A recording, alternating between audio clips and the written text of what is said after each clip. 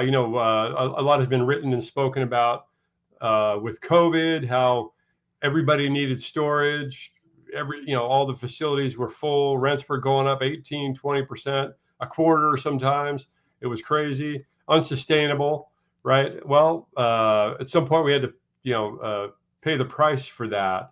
And so that's what's happened over the last 2 years. Coinciding with that was a huge amount of new supply entering the market, and demand slowing and interest rates rising.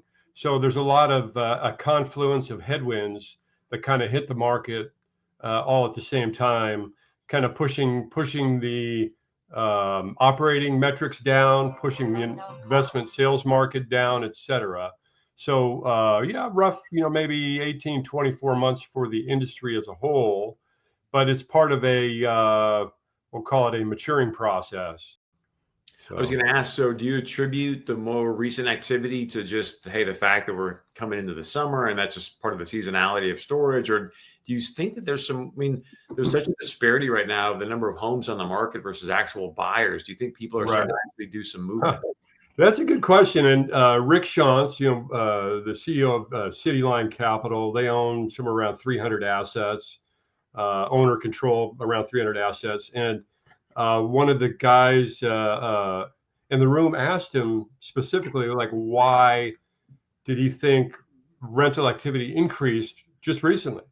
And he really had no good explanation for where they're coming from. The housing market certainly hasn't recovered yet, right? And that's generally the number one driver of tenant demand, right? So we all need a residential market that's healthy, and moving again. We haven't seen it yet. There's, recent reporting shows that there's more homes for sale now than at any time in the past 20 years.